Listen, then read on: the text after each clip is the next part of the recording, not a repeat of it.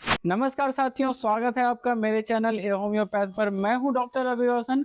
और साथियों, इस वीडियो में सिर्फ यही वीडियो नहीं है, वीडियो एक पूरा का पूरा सीरीज है जिसमें कि पार्ट बाय पार्ट एक-एक पार्ट में अलग-अलग तरह के बाल झड़ना माने हेयर फॉल जो होता है उसके ऊपर हम चर्चा करेंगे। साथियों, इस पूरे सीरीज को जो भी लोग देख लेते हैं पूरे ध्यान से कंप्लीटली, आप विश्वास करें उनके लिए बाल झड़ने की समस्या जो है वो उसके एक स्पेशलिस्ट हो जाएँगे। पूरा का पूरा एक सीरीज़ है, इस पूरे सीरीज़ को आप ध्यान से देख सकते हैं। या फिर पर्टिकुलर अगर किसी तरह का कोई प्रॉब्लम आपके साथ अगर है हेयर फॉल का, तो आप थंबनेल देख कर के भी और इस प्लेलिस्ट में जा कर के हेयर फॉल करके ये प्लेलिस्ट आपको मेरे चैनल में देखने को मिल जाएगा। वहाँ से आप पूरा का पूरा वीडियो जो है देख सकते हैं, वहाँ से आप सारे वीडियोज़ को निकाल सकते हैं। लगभग-लगभग मैंने 16 या 17 पार्ट्स में इस वीडियो को बनाने का कोशिश किया है। एक-एक करके सारे पार्ट्स जो है नंबर वाइज़ जो है पूरे के पूरे अपलोड कर दिए जाएँगे। तो समय बर्बाद ना करते हुए चलिए दोस्तों शुरू करते हैं हमारा आज का टॉपिक, हेयर फॉल। तो साथियों, बहुत लोगों में आप ये सुनते होंगे या सुन आपको देखने को मिलता होगा, हमारे जो काफ़ी दर्शक हैं उनके साथ भी हो सकता है कि ये समस्या हो कि जब भी कंघी करते हैं, कॉम्बिंग के दौरान जो है सबसे ज़्यादा उनका बाल झड़ता है। कंघी करते हैं तो अच्छा खासा बाल जो है उनके कंघी में आ जाता है। तो ये एक प्रॉपर सिम्पटम है साथियों, ऐसा नहीं है कि ये एक नॉर्मल सा चीज़ है, बाल ही तो झड़ रहा है और कंघी में झड़ा तो क्या हुआ, नहीं। सिर्फ़ कंघी करने के दौरान बाल झड़ना ज़्यादा ऐसे जब चीज़ें क्योंकि बहुत सारे लोगों में आपको लगेगा कि हाथ लगाते हैं या फिर ऐसे किसी कपड़े वगैरह में या ऐसे झड़ के बॉडी पे गिरा रहना, ये सब कम देखने को मिलता है। वहीं कंघी करते हैं तो बहुत बाल उनका आता है। नहाने के दौरान भी कम बाल बाल आता है उनका, लेकिन कंघी के दौरान ज़्यादा आता है। तो ये एक प्रॉपर सिम्पटम है और इस प्रॉपर सिम्पटम के लिए होम्योपैथ में सबसे ऊपर अगर मैं किसी मेडिसिन को लेकर चलूँ तो वो है सेलेनियम। अब सेलेनियम तो नेचुरली आप जानते हैं नॉर्मली कि किसी भी तरह के बाल झड़ने के लिए सेलेनियम डायरेक्टली प्रिस्क्राइब कर दिया जाता है। आप सिर्फ यूट्यूब पर ही हेयर फॉल के लिए होम्योपैथिक ट्रीटमेंट अगर आप सर्च करेंगे, तो सबसे ज़्यादा जो आपको यूट्यूबर्स या फिर डॉक्टर्स जो मिलेंगे वो आपको सेलेनियम के बारे में ही बतलाएँगे। उसके अलावा भी मैं अपने सारे वीडियोज़ में आप जब भी मेरा देखेंगे हेयर फॉल के बारे में, तो ज़्यादातर वीडियोज़ में जो है ज़्यादातर सिम्पटम पे जो है मैंने 2-2 मेडिसिन्स बतलाई हैं और उनको क्या है कि थोड़ा-सा कैटेगराइज़ किया है। तो उसी तरीक़ा से सेलेनियम के बारे में भी आपको बतला दूँ कि सेलेनियम कब यूज़ करें और सेलेनियम के बाद अगर दूसरा हम बात करें, तो आ जाता है साथियों हमारा कैंथ्रीस। तो सेलेनियम हम कहाँ यूज़ करें और कैंथ्रीस कहाँ यूज़ करें, इन दोनों विषयों पर हम आज बात करेंगे इस वीडियो में। तो साथियों, सबसे पहले समझते हैं सेलेनियम को। सेलेनियम सबसे ज़्यादा फ़ायदा किनको करता है? ख़ास करके साथियों, अगर जैसे कि आप ये समझ लें कि किसी को किसी तरह की बीमारी होकर जैसे कि टाइफाइड हो या फिर टीबी हो, इस तरह का कोई रोग जो एकदम कमज़ोर जो कर देता है, बॉडी को बिल्कुल वीक जो कर देता है, जॉन्डिस टाइप की बीमारियाँ हो गई।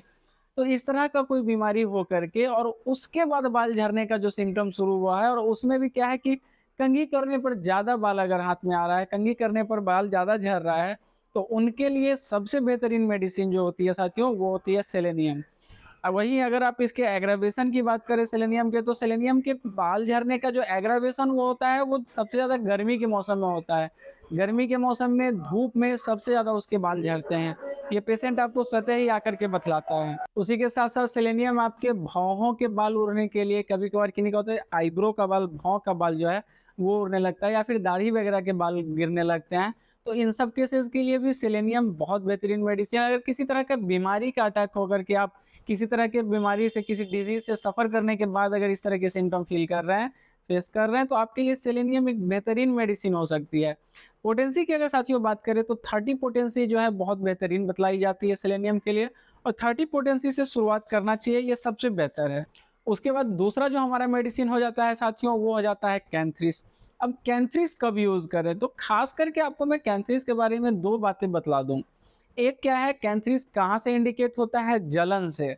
बिल्कुल जल जाने जैसा जलन, मतलब सर में हो या फिर कहीं भी हो। हालाँकि सबसे ज़्यादा जलन का जो प्रॉब्लम कैंथ्रिस जो सबसे ज़्यादा इफ़ेक्टिव है वो होता है यूरिनेशन में किसी तरह का जलन हो। मतलब यूरिनरी ट्रैक्ट से लेकर के और पूरा उसके निकलने तक, मतलब पूरा फ्लो होने तक, पूरे मतलब किसी भी तरह की यूरिनरी साइकिल में आपके यूरिनेशन में अगर किसी तरह का जलन महसूस हो रहा है, ऐसा लग रहा है जैसे जल गया हो, उसके लिए कैंथ्रिस बेहतरीन मेडिसिन है साथियों।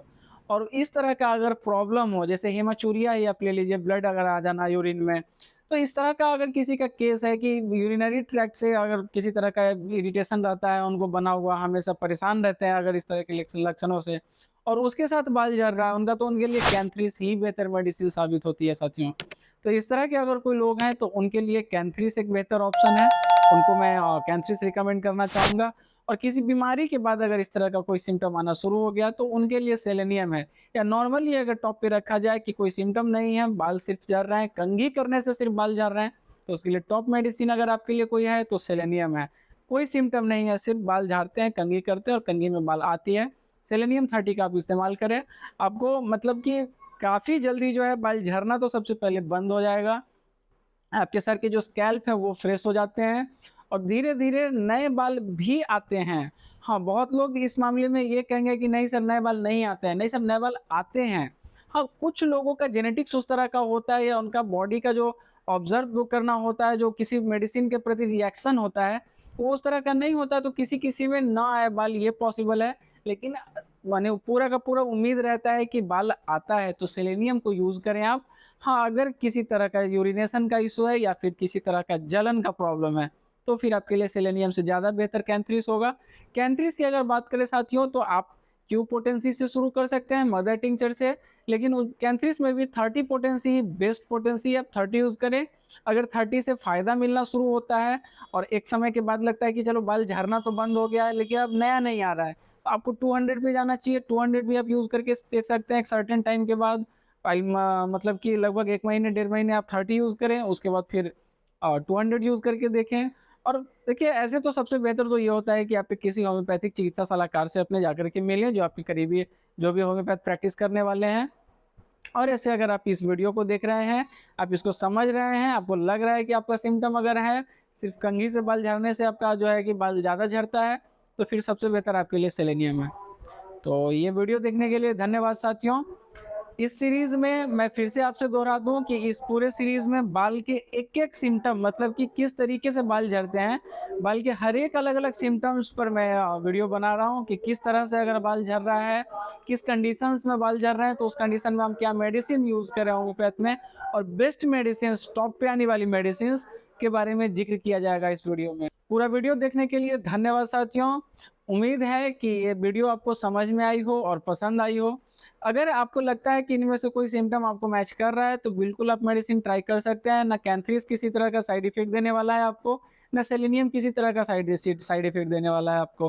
तो डरने की आवश्यकता नहीं है, बिल्कुल आप यूज़ करके देख सकते हैं और 99% चांस तो ये रहता है कि फ़ायदा होता ही है, प्रॉफ़िट होता ही है और लॉस का तो कोई डाउट ही नहीं, कोई बात ही नहीं है। तो साथियों उसके बाद मैं फिर से आपको एक बात बतला दूँ कि इस वीडियो में हम पूरे सीरीज़ को कवर कर रहे हैं और इस पूरे सीरीज़ में ये हमारा एक प्लेलिस्ट आपको मिल जाएगा हमारे चैनल होम्योपैथ पर। उसमें प्लेलिस्ट में आप जाएँगे और हेयर फॉल का सर्च करेंगे तो आपको हेयर फॉल एंड होम्योपैथ में पूरा का पूरा सीरीज़ मिल जाएगा। उसमें बाल कैसे-कैसे झड़ते हैं, किन-किन तरीकों से झड़ते हैं, उन सब के बारे में कंप्लीट डिटेल पूरी वीडियो है। अलग-अलग पार्ट में बनाने का मूल वजह जो है वो ये है कि एक वीडियो बहुत लंबा हो जाएगा और एक इंसान को जिसके लिए एक प्रॉपर सिम्पटम है, उनको बाकी का कंटेंट देखना पड़े तो थोड़ा इरिटेटिंग होता है। पूरा का पूरा अगर हम बनाने चलें तो 1 घंटे से ऊपर का वीडियो बनेगा और किसी के लिए भी देखना मुश्किल होगा। तो आपके सहूलियत के लिए, आपको आसानी हो अपना प्रॉब्लम खोजने के लिए, इसके लिए मैं जो कर रहा हूँ कि पूरे के पूरे वीडियो को अलग-अलग सिम्पटम्स के आधार पे, बाल झड़ने के अलग-अलग कंडीशंस और तरीकों के आधार पे अलग-अलग वीडियो बना रहा हूँ। तो आप अगर आपको ये सिम्पटम नहीं है, इसके अलावा कुछ सिम्पटम है तो आप लिस्ट में चेक कर सकते हैं। आपका जो भी सिम्पटम हो बाल झड़ने का, अगर आपका बाल झड़ रहा है, आपको उसमें ज़रूर मिलेगा। हेयर फॉल से जुड़ी हुई किसी भी तरह की जानकारी आपको चाहिए, आपको इस लिस्ट में मिल जाएगी। तो साथियों अगर आपको इस तरह का समस्या है और आप चाहते हैं कि इसके आगे आने वाले जो वीडियोज़ हैं, वो आप तक डायरेक्टली पहुँचे, आप मिस ना करें किसी वीडियो को, तो प्लीज़ हमारे चैनल को सब्सक्राइब करें। कुछ भी अगर आपको बेहतर लगा हो, अच्छा लगा हो तो प्लीज़ लाइक करें। अगर कुछ सुझाव देना चाहें या कुछ पूछना चाहें तो आप कमेंट कर सकते हैं। मैं हर एक कमेंट को पर्सनली बहुत ध्यान से देखता हूँ, रिप्लाई करता हूँ। तो पूरा वीडियो देखने के लिए धन्यवाद साथियों। मिलते हैं अगले वीडियो में।